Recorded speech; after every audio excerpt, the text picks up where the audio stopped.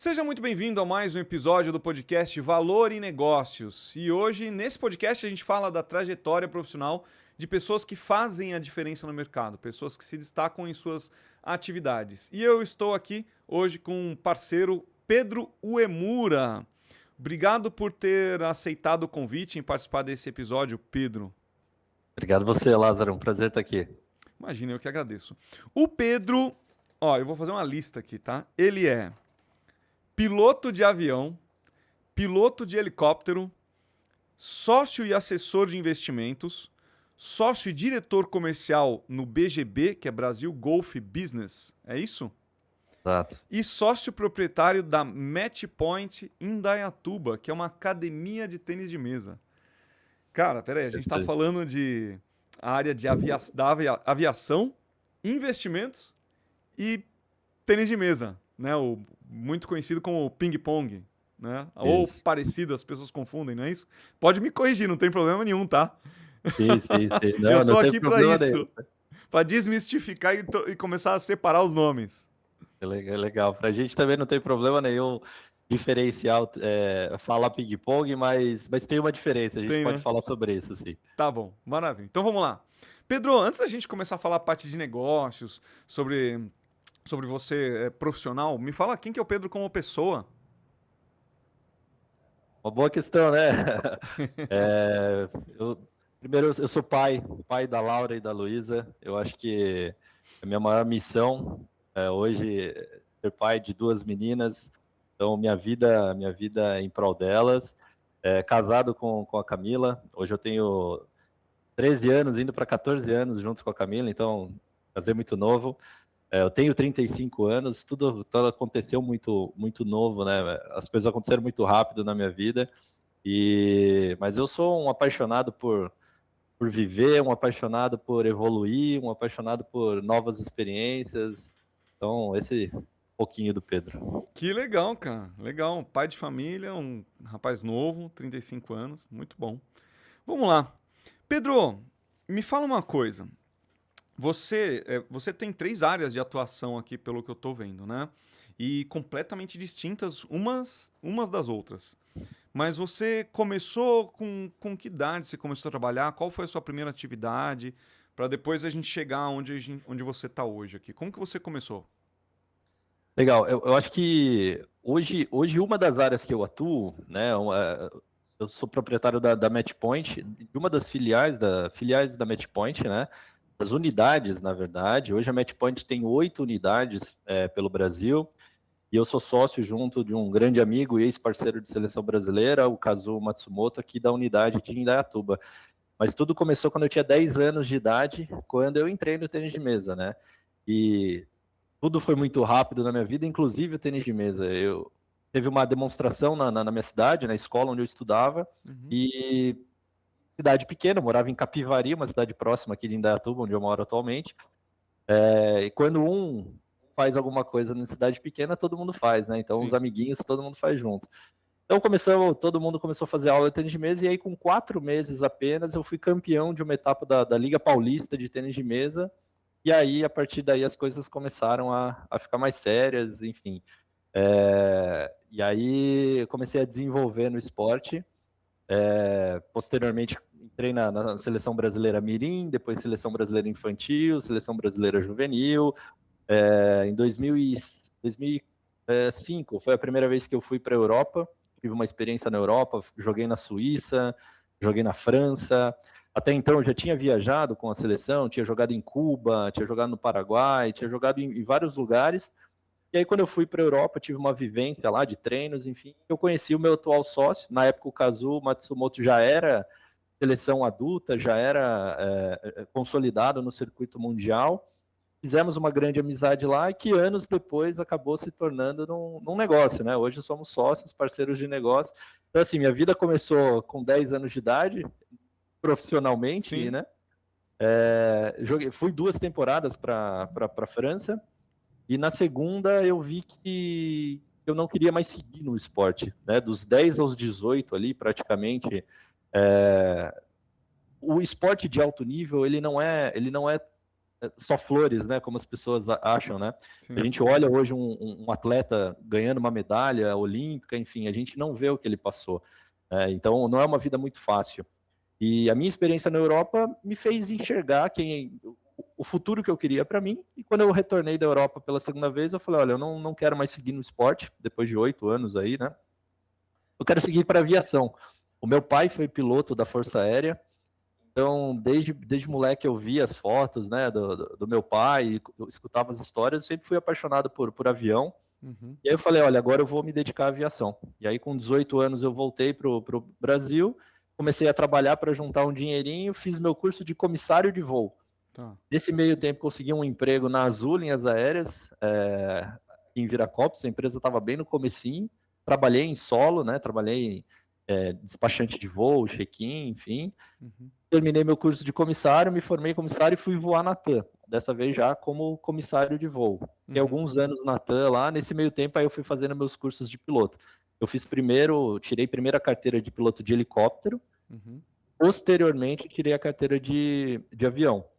E aí, depois da TAM, depois de alguns anos na TAM, eu ainda voei alguns anos na Gol, Como comissário? mas como comissário também, Uhum. não cheguei a voar como piloto comercial, Uhum.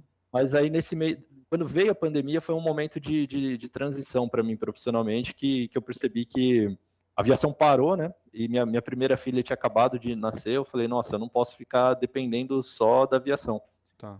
Muita gente foi mandada embora, não foi o meu caso, mas eu fiquei ali meio que preocupado com isso. Uhum. E eu já operava no mercado financeiro, já estudava muito sobre isso, sempre foi um assunto que eu gostei. Muitos amigos me procuravam para pedir ajuda, né? Eu lembro que eu tinha vários grupos de WhatsApp assim, onde eu ajudava todo mundo.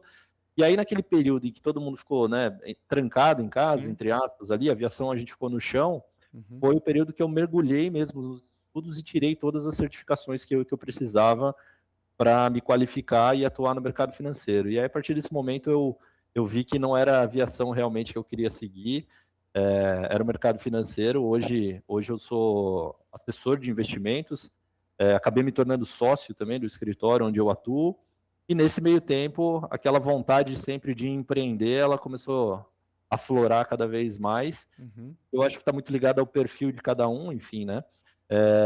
E hoje aí eu tô tocando três frentes ao mesmo tempo. 3 negócios ao mesmo tempo. Tá bom. Vamos lá. Gostei desse overview que você fez. Já deu para ter uma ideia. Mas eu quero me aprofundar um pouquinho mais em cada um deles. Posso? Vamos lá, vamos Então lá. vamos lá. Você falou que começou a jogar tênis de mesa com 10 anos. Aí eu vou fazer uma pergunta que você já vai poder corrigir o que eu tinha dito. Você começou a jogar tênis de mesa ou você começou a jogar ping-pong com 10 anos? Boa pergunta. Eu comecei a jogar tênis de mesa. Eu vou Tá. te falar, tem muita gente que fala assim, se você não joga bem, você joga ping-pong. Se você joga bem, você joga tênis de mesa, né? E na É, verdade não. Na verdade o que muda são as regras. tá. Tanto que existe um campeonato mundial de ping-pong e com atletas que jogam muito bem. Tá, então tem o ping-pong como esporte e tem o tênis de mesa como esporte? Exatamente, Mas o exatamente. olímpico é só o tênis de mesa. Só o tênis de mesa, só o Tá. tênis de mesa. Eu faço um comparativo que é assim, ó, tem o futebol de campo, 11 contra 11 no campo oficial. Tem, por exemplo, a Kings League, que é uma modalidade diferente. Tem Tá. bola, tem campo, mas é completamente diferente. Tá. Tem o futebol ali de final de semana que a gente joga, né? Junta, sei lá, 6 contra 6, 8 contra Sim. 8 num campo reduzido. Uhum. Esse é o ping-pong. Tá. Tênis de mesa é o campo oficial, né? Então a raquete de tênis de mesa, ela tem que ser aprovada pela ITTF, que é a International Table Tennis Federation, Federação Internacional. Uhum. A mesa é oficial, tem as medidas corretas, as regras, né? Regra de saque, regra de pontuação, são esportes parecidos, semelhantes, Sim. obviamente, mas com regras diferentes. Pra quem é Então, leigo, né, acaba olhando e confundindo, como eu, por exemplo, que gostava muito de ping-pong, não conhecia, não conheço as regras do tênis de mesa. sim. Mas assim, lá fora, por exemplo, na França, né, que eu passei um tempo, se você falar ping-pong, eles vão associar, eles Sim. vão entender que é o tênis de table que você está se referindo. Tá. E aí você começou com 10 anos e o que você já começou como tênis de mesa? Porque assim, na escola, eu lembro que na escola que eu estudava tinha uma mesa de ping-pong e a gente jogava. Você falou que teve uma demonstração lá, né? Sim. Dali da demonstração, você já decidiu. A demonstração ela tinha o intuito de, hum, de selecionar pequenos atletas ou crianças pensando já em viagens, em um negócio mais profissional? Era isso ou não? Na verdade, teve uma demonstração do Paulo Camargo, que viria a se tornar meu técnico, com o Augusto, que tinha acabado de ser campeão brasileiro juvenil. Eles fizeram uma demonstração, e aí o Paulo começou a dar treino na escola, onde eu estudava, né? Hum, E aí todo mundo começou a fazer aula. Na época eu hum, jogava tênis de quadra. Eu jogava até direitinho tênis de quadra, assim, estava treinando tênis de quadra, só que aí, como eu me desenvolvi rápido no tênis de mesa e acabei ganhando essa etapa aí da Liga Paulista com 4 4 meses, meses, né?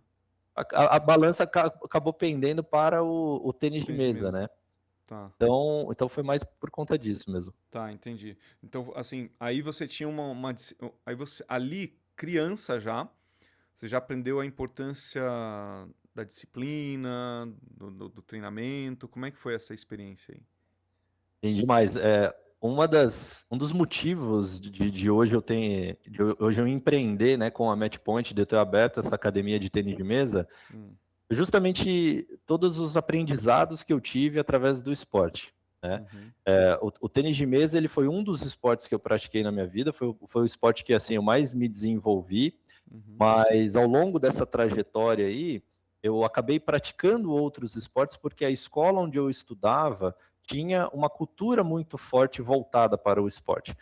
Na época, o fundador da escola, o Luiz Donizete Campassi, que viria a se tornar, inclusive, posteriormente até o prefeito da cidade, ele era proprietário da escola, ele estudou o modelo de estudo de Cuba e trouxe essa parte do esporte, né? Por que Cuba era tão forte no esporte, enfim.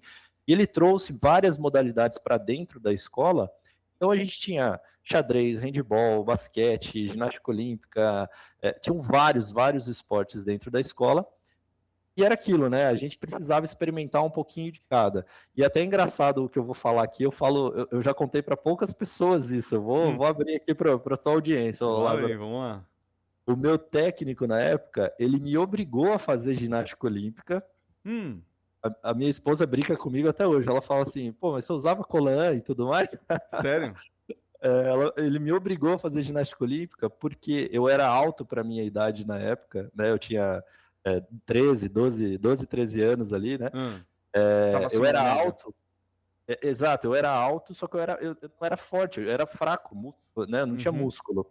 E aí o meu técnico me obrigou a fazer ginástica olímpica para ter mais flexibilidade, para eu ganhar massa muscular, para ajudar no tênis de mesa. E isso Ah, me ajudou muito no tênis de mesa, no né? tênis Hoje de eu entendo. mesa? Exatamente. Então eu acabei ficando mais forte, acabei ficando mais flexível, e para o tênis de mesa isso é essencial, né? Pode ter sido um dos motivos, inclusive, de eu ter tido alguns resultados diferenciados, porque eu sempre falei que eu nunca fui talentoso para o tênis de mesa. Eu Hum. nunca fui aquele cara habilidoso, mas sem dúvida nenhuma eu era, se não o mais, mas um dos mais dedicados, o que mais treinava, o que mais queria. Então isso me fez chegar a ser vice-campeão latino-americano, jogar na Europa, enfim. Então é Caramba, cara. uma mensagem que eu sempre deixo para as pessoas assim: você não precisa ser o mais talentoso, Sim. for mais o mais dedicado, né? Se você fizer mais do que os outros, mais do que a média, a chance de Aham. você ter um resultado acima da Acima da média média vai ser é grande. grande. Você É, ficou dos 10 anos até os 18 100% focado no tênis de mesa, é isso? exatamente. Você passou, ganhou alguns títulos? Você quer... Quais foram esses títulos que você ganhou? Eu fui diversas vezes campeão paulista, fui campeão brasileiro, fui vice-campeão latino-americano. Eu estava num projeto preparando atletas para as Olimpíadas, né? Num projeto olímpico. Eu não Uhum. cheguei a conseguir a classificação para as Olimpíadas, Tá, mas estava, né? tá. Diversas vezes campeão dos Jogos Abertos do interior, Jogos Regionais, enfim, Tá. bastante, bastante troféu, assim. Hoje eu perdi a conta, mas de troféus são mais de 300 medalhas, então já Que perdi a conta. legal. Que legal. Tá.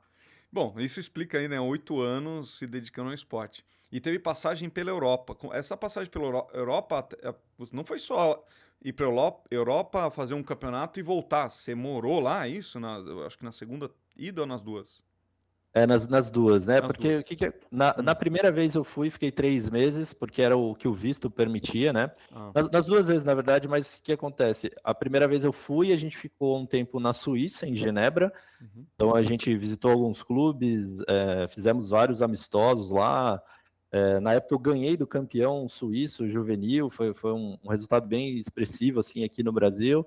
Aí da Suíça a gente foi para a França, fizemos uma bateria de treinos lá, numa cidade chamada Argentan, a Uhum. noroeste da França, ali na Normandia, 2 horas e meia de trem de Paris. E aí eu recebi o convite, na segunda ida para lá, eu recebi o convite para jogar pelo clube, né? Então eles iam me bancar lá, Pelo clube de lá. exatamente, pelo clube Tá. de Argentan. Uhum.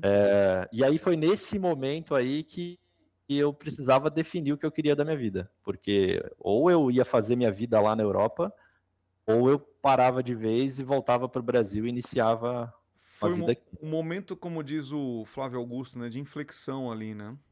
Exatamente, exatamente. E a sua E é, família com isso? Porque 18 anos, você ainda morava com seus pais quando você estava aqui? Como é que você morava? Qual que era a sua dinâmica familiar? foi dos 17 para os 18, inclusive. Eu lembro Tá. que quando eu voltei da França na segunda vez, eu cheguei em dezembro, eu cheguei na primeira semana de dezembro, e em janeiro foi meu aniversário de 18 anos. Então, na verdade, eu tinha 17 quando eu estava lá. Hum. Eu, essa parte de família, ela foi bem tranquila no sentido de que eu perdi minha mãe quando eu tinha 14 anos. No Tá. meio No meio desse trajeto. dessa trajetória aí no esporte, Uhum. aconteceu uma fatalidade, minha mãe faleceu, eu tinha 14 anos. Hum. Eu lembro que eu tinha chegado de uma viagem numa segunda-feira, eu não lembro onde eu estava, acho que era essa viagem de Cuba mesmo, de Tá. Havana. Aí eu cheguei na segunda, minha mãe faleceu na terça, na quarta foi o enterro dela, na Sim. sexta-feira eu já estava com a seleção de novo. Então era uma loucura, porque a agenda era muito corrida, né? Eu Tá. lembro que eu vim sentir o luto da minha mãe um ano depois, inclusive, quando eu tive uma decepção num latino-americano em Assunção, no Paraguai, eu era um dos favoritos, Uhum. acabei perdendo, enfim. Aí eu senti o luto um ano depois. Tá. Mas por que eu estou falando isso? Depois que minha mãe faleceu, o meu pai ele fez de tudo para que eu, né, vivesse, né, perdão, Sim. tudo que o esporte pudesse me proporcionar. Proporcionar. Então, eu lembro, inclusive, que a primeira vez que eu fui para a França, meu pai vendeu um carro Te ajudar. para me ajudar, para arcar com os custos, enfim. Então, meu pai era um cara que ele sempre comprou muito a ideia do esporte, sempre me acompanhou, sempre me apoiou.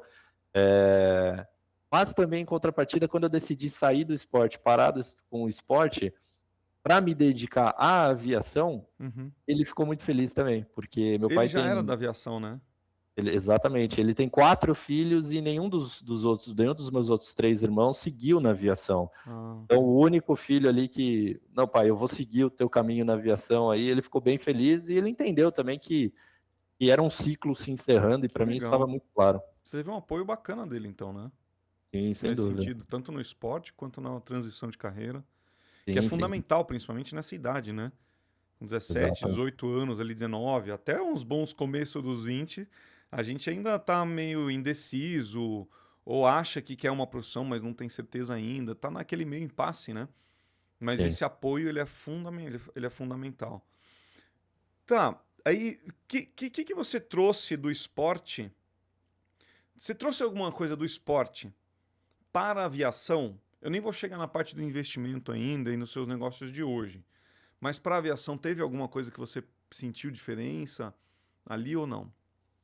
Cara, assim, a aviação, perdão, o esporte, né, seja ele qual for, ele te traz muita disciplina, né? Uhum. E essa disciplina é uma das coisas que, se você aplicar na sua vida, em qualquer que seja a área, né? Seja disciplina com os teus filhos, com a tua esposa, disciplina dentro de casa, com os amigos, seja disciplina na tua carreira profissional, você vai ter resultados positivos, obviamente, se você tiver hábitos bons, né? Sim, Então, eu acho que os maiores aprendizados que eu trago do esporte é isso, é saber que o Bernardinho fala isso, você não ganha o jogo no jogo, né? No último sim. ponto, você ganha o jogo no treino. É no É ir treino que todo você ganha dia, o não jogo. faltar, se alimentar bem, dormir.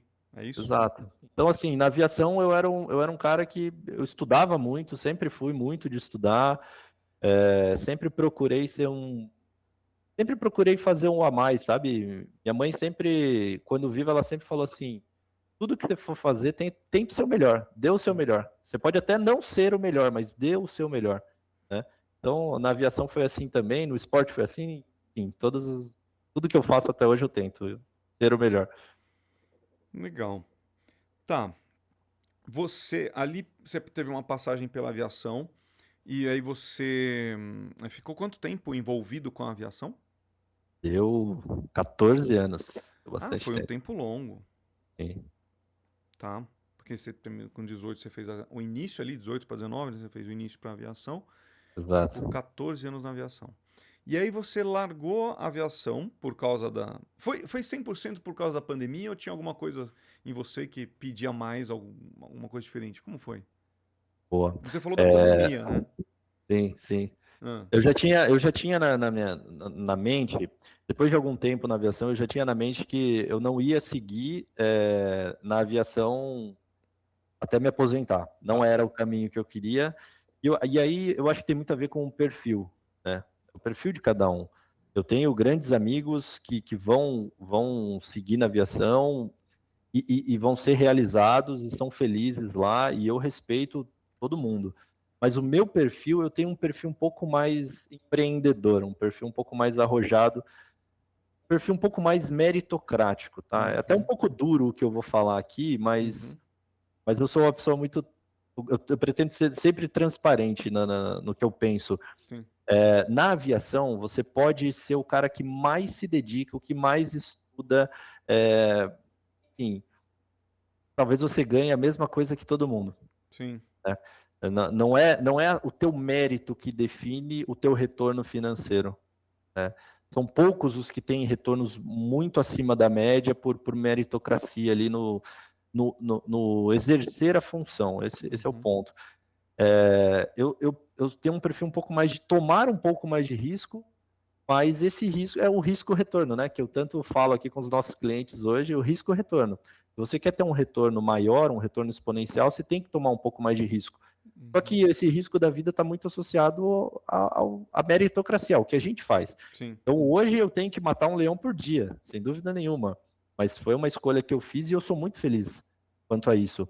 Assim como eu tenho amigos que preferem uma estabilidade de um concurso, uma estabilidade de uma CLT, e que está tudo bem, e que são bem-sucedidos na vida, são felizes, mas, mais uma vez, eu acho que tem mais a ver com o perfil de cada um, né?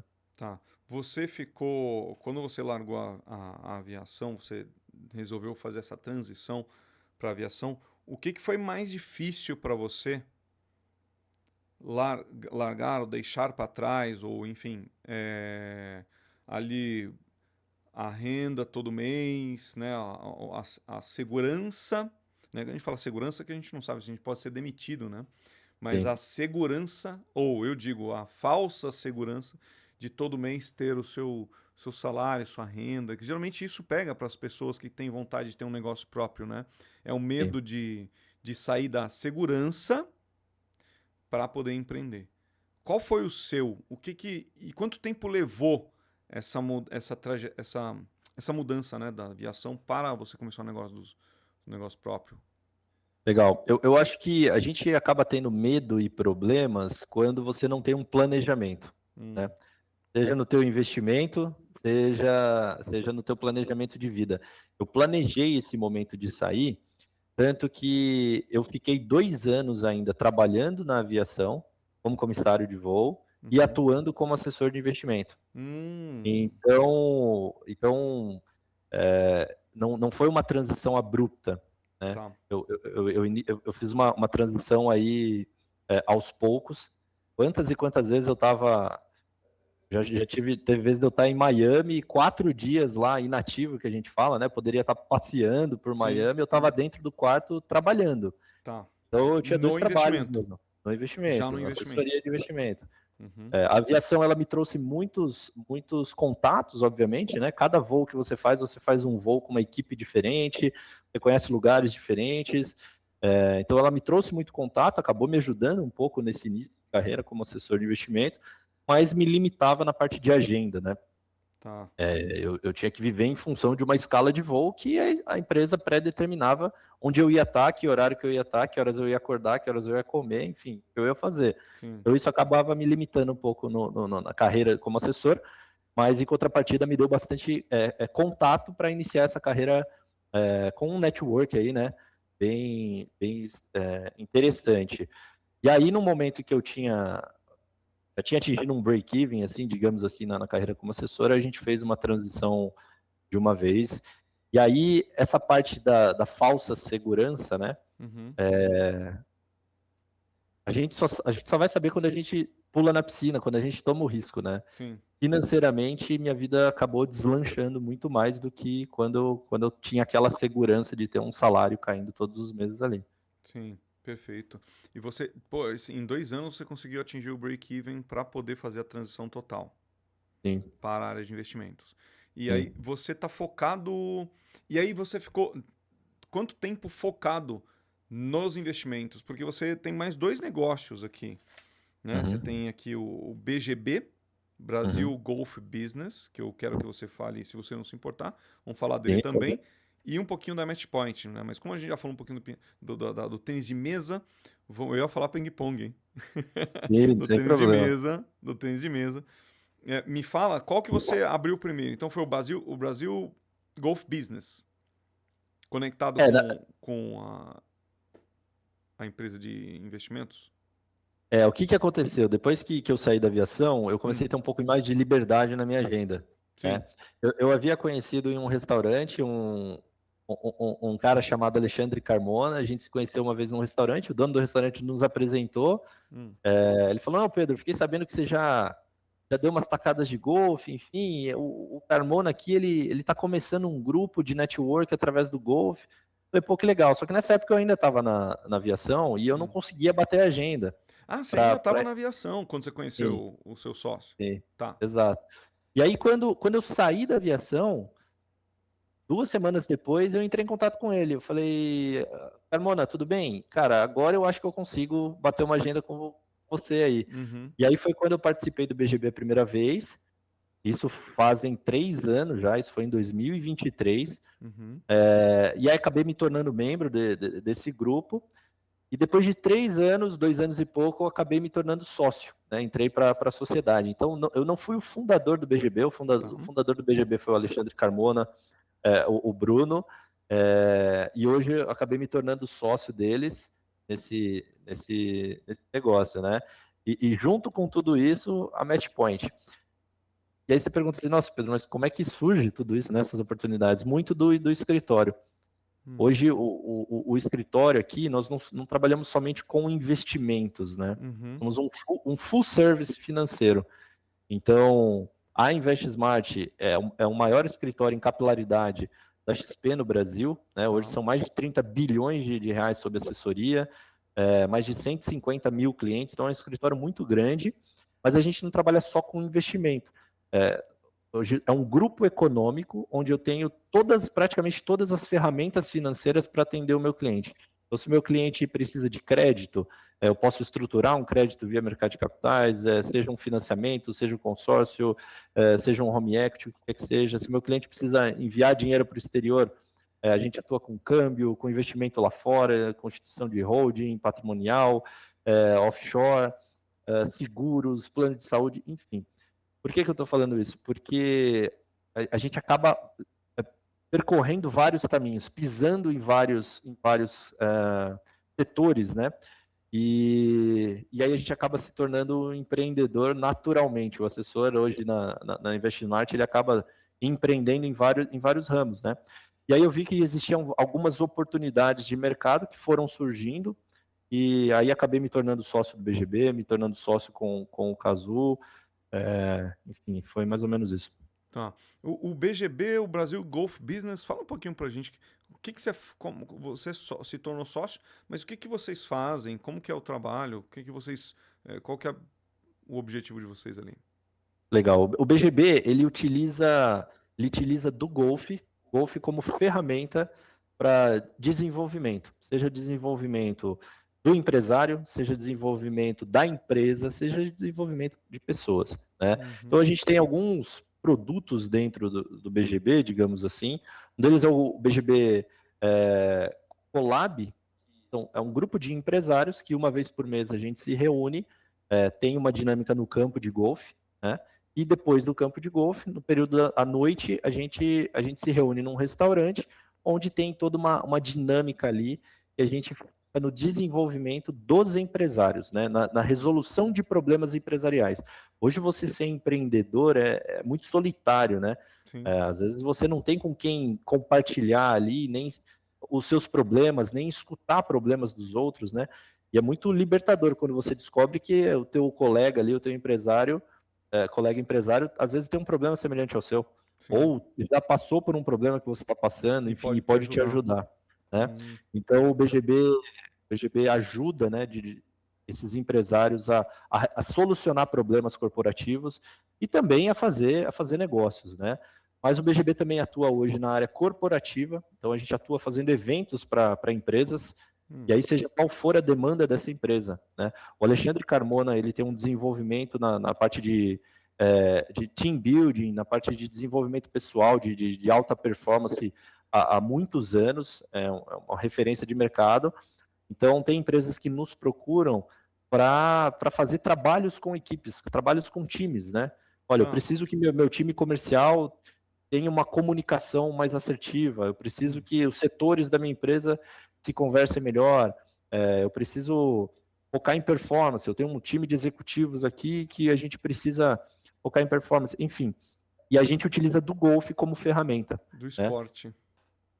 Exatamente. O golfe já é um esporte muito associado a network, né? A relacionamento, e a gente une o golfe.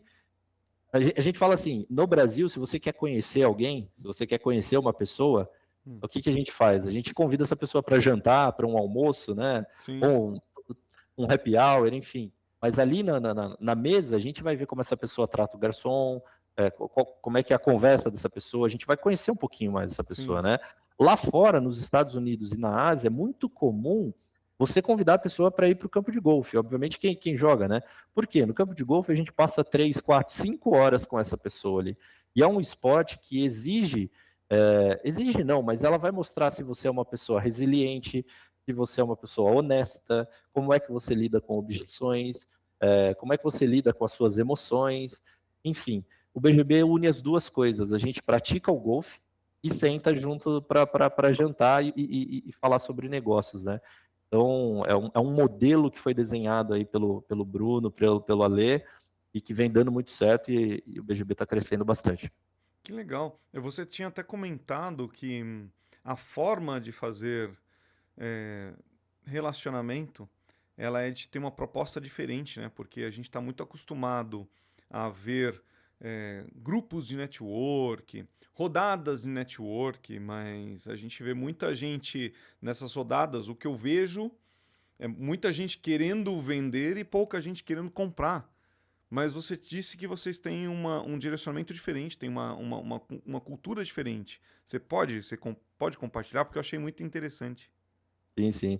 A cultura interna do BGB, não que a gente ache errado o termo network, não, mas a gente utiliza um outro termo chamado netweaving. E o netweaving, ele tem um conceito um pouquinho diferente.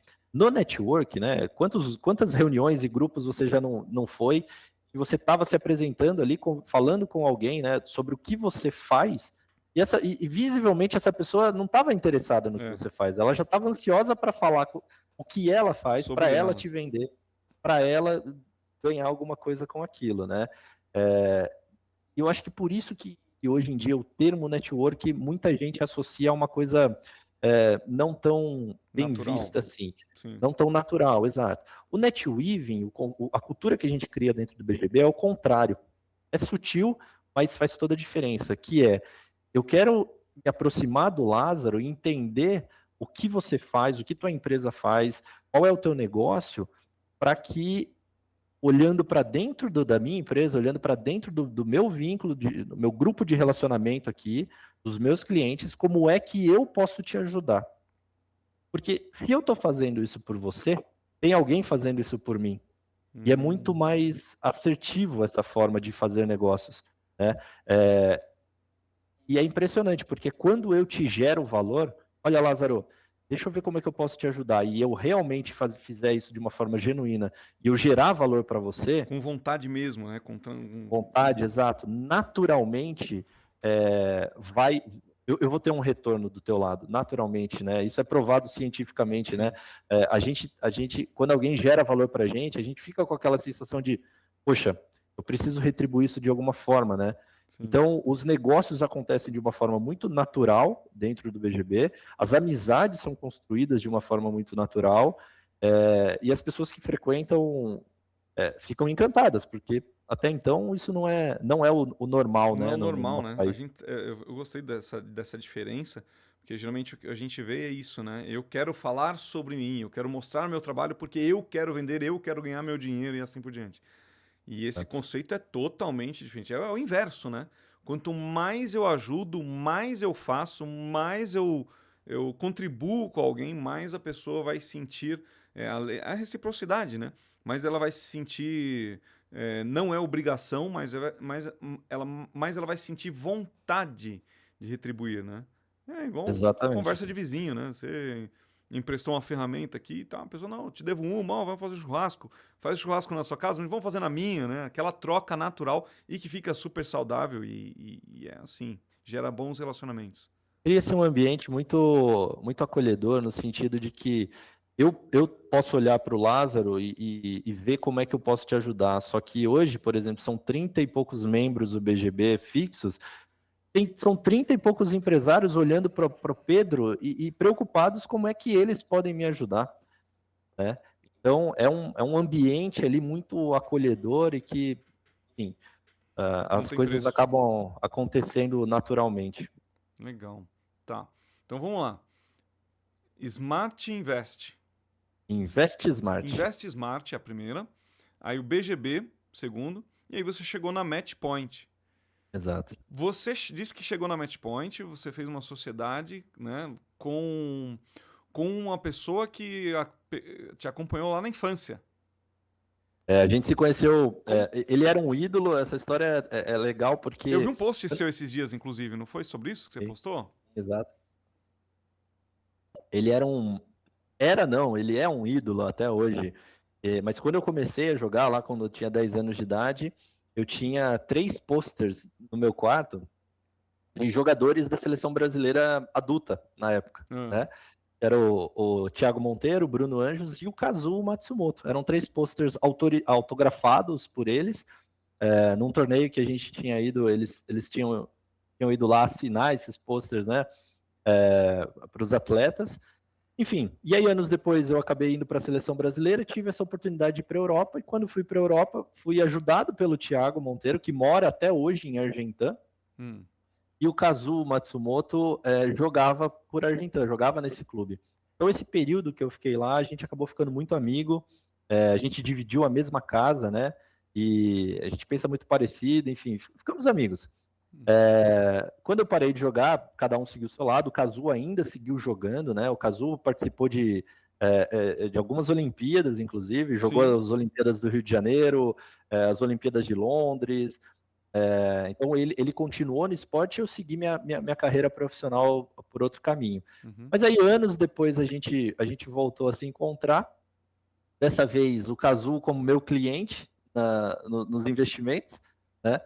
E eu como assessor financeiro dele, mas aí no ano de 2024, eu fui para São Paulo, aí jantar com o Kazu para a gente colocar, né, o papo em dia, enfim, falar também dos Fazia muito investimentos tempo que dele. vocês não se viam?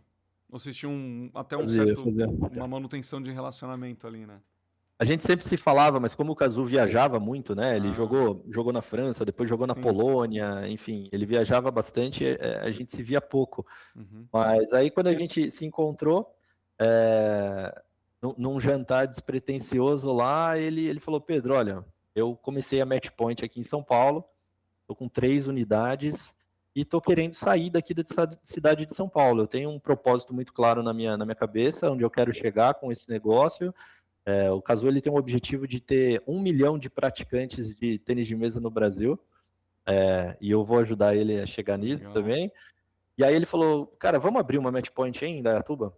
Eu sei que é uma área que está crescendo bastante, tem uma demanda lá reprimida, porque não tem muitos lugares para praticar. E eu falei, uau, não tô fazendo nada de meia-noite às 6, né, com 2 filhas pequenas e tal. Eu falei, vamos, né?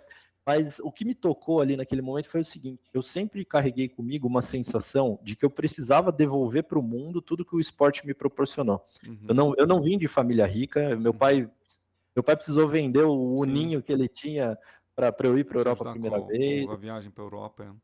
Minha mãe trabalhava na biblioteca da escola onde eu estudava para ganhar um dinheirinho ali, Uhum. para nos ajudar. Eu só estudei em escolas boas por conta do tênis de mesa, porque eu tinha bolsa de estudos, porque minha família não tinha condição de pagar a escola particular naquela época. Viajei bastante por conta do tênis de mesa, e mais do que isso, eu acho que a pessoa que eu sou, né, o homem que eu sou, eu fui formado por conta do esporte.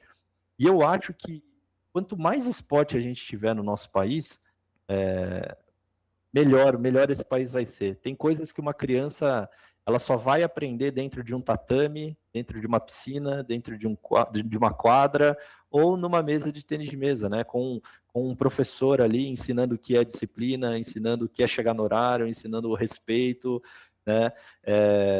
Então eu vejo que os colegas que vieram do esporte têm uma formação diferente como pessoa, né? Uhum. Eu sempre tive essa sensação de que eu precisava devolver para o mundo, de alguma forma, tudo que o esporte me proporcionou. Ainda mais depois que eu virei pai, eu olho para as minhas filhas e eu falo, nossa, eu gostaria muito que elas passassem por isso, tivessem uma formação no esporte, tanto que a Laura, né, que é a mais velha, mas ainda é novinha, né, tem 6 anos, já faz esporte, já está fazendo as coisas. E aí, quando o Kazu me procurou, eu falei, não, Vamos fazer vamos esse entrar negócio nessa, acontecer. chegou o momento, e aí foi isso. Então, foi o que me tocou para empreender na área do tênis de mesa. Legal. Uma pergunta aqui para a gente poder já seguir aqui para os finalmente, que infelizmente nosso tempo está acabando, tá chegando ao fim, mas eu gostaria de ficar mais tempo aqui perguntando, porque eu tô achando super interessante. Como é tocar três negócios completamente diferentes? Como que você administra isso, né? Enfim, sendo novo ainda, 35 anos. Legal. É bem desafiador, a verdade é essa, é bem desafiador. Mas, mais uma vez, eu acho que cada um tem um perfil, né? Uhum. Cada um tem habilidades diferentes, cada um tem propósitos, valores diferentes. Um dos meus valores é liberdade. Liberdade é uma coisa que eu prezo bastante. E o fato de eu estar em setores diferentes me faz ver as coisas com olhares diferentes, né? Uhum. Óbvio, quando a gente é especialista em um único setor, a gente se aprofunda em uma única coisa, talvez você vá ficar mais eficiente naquilo, Uhum. digamos assim. Mas quando você tá olhando só para uma coisa, você acaba ficando cego para outras Sim. oportunidades, para outras coisas. Hoje, hoje eu sei que talvez eu tenha uma visão mais ampla de mundo. Né? Hoje eu sei que se eu sentar numa mesa para conversar com uma pessoa que eu nunca conheci, talvez eu tenha uma vivência, talvez eu tenha conhecimentos que tem muita gente aí que não vai ter. Sim. Né? Então, eu procuro sempre estar antenado com tudo. No setor de wellness, no mercado financeiro, enfim. E tô olhando mais coisas, tá? Tô olhando mais Sério? coisas. Tem Eu, mais coisa vindo eu, por aí. eu, eu sempre falo que se tem uma estratégia de investimento que é a mais assertiva, é a Ah, diversificação, sim. né? Que é você não colocar lá todos os ovos na mesma Na cesta, mesma não é cesta. isso?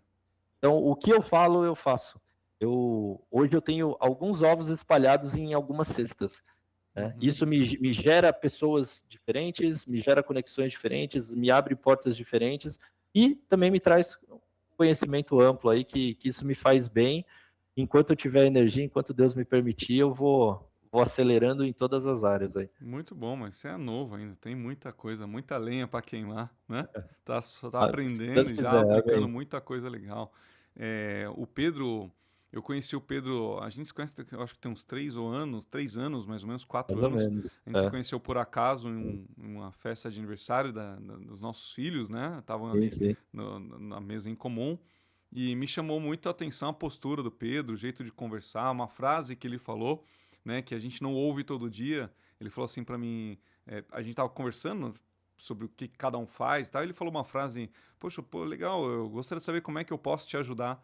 E aquela frase me chamou a atenção, porque eu falei, ninguém nunca fala isso pra gente, né? As pessoas querem vender, né? Eu sou vendedor, treino vendedores, dou palestras, consultoria em vendas, mas eu sempre falo que quanto mais conexão, mais transparência você tiver nos seus relacionamentos pessoais, geram negócios e principalmente com os clientes, né, para você de fato entregar um produto ou um serviço que eles procuram. Mas me chamou a atenção essa frase. E aí eu falei, não, eu vou chamar o Pedro. Inclusive, vi esses dias uma postagem, você recebendo um prêmio bem interessante, né? Pode ser.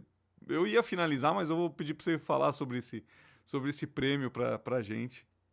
Sim, sim, foi bem gratificante. Eu fui premiado como. Eu fiquei em primeiro lugar dentro da InvestSmart. Hoje a InvestSmart tem em torno de 1.600 assessores de investimento espalhados aí pelo Brasil. E eu fiquei em primeiro lugar como o assessor que mais produziu ali uma categoria, né, de fundos, enfim. Mas seja qual for a categoria, você ficar em primeiro lugar dentro do maior escritório de investimento da XP no Brasil já 1.600 é pessoas. uma honra muito grande, mas fruto de muito, muito trabalho. O ano passado foi um ano de muita dedicação, muito trabalho. Esse ano começou 3 vezes mais acelerado, né? Muito mais trabalho, e se Deus quiser, o resultado vai ser satisfatório também no final da jornada. É isso aí, muito bom. Pedro, quero te agradecer imensamente por ter aceitado o convite mais uma vez, né? Por ter aceitado o convite em estar aqui fazendo esse bate-papo, então contando um pouco da sua história, da sua trajetória. Dá para ver que você é um rapaz super do bem, dedicado, né? O esporte, além de você já ter essa dedicação, naturalmente a gente percebe que você é um cara do bem, mas o esporte ainda reforça isso, né? Com todas as características aí as habilidades que a gente vai aprendendo ao longo da vida e você usa hoje nos seus negócios, gerando mais relacionamento, enfim. Então, eu tô falando com o olhar de fora. Parabéns pela sua trajetória. Obrigado mais uma vez por ter aceitado o convite de estar aqui com a gente. Imagina, eu que agradeço, foi um prazer estar aqui. Obrigado por essa experiência, oportunidade. É, quando quiser, estarei sempre pronto para ajudá-los. O que eu posso fazer para ajudá-los? Contem comigo. É isso aí, muito bom. É isso aí. Espero que você tenha gostado. Se você gostou, tem aqui durante todo o vídeo, tem os contatos aí do Pedro Emura, tem o Instagram, tem o LinkedIn, tem o WhatsApp também. Entre em contato com ele, se conecta nas redes sociais, vai lá no LinkedIn, faz uma solicitação de conexão, vai no Instagram, segue, manda uma mensagem, fala que você viu o episódio, fala que você conhece a trajetória. Vamos fazer negócios, né? Afinal de contas, esse podcast ele é para gerar valor, informação relevante, histórias bacanas e também gerar negócio para gente de forma online, enfim, tomando café. O importante é fazer negócio. Aí. Beleza? É isso aí. Espero que você tenha gostado. Meu nome é Lázaro Contreiras e me segue também. E até o próximo episódio.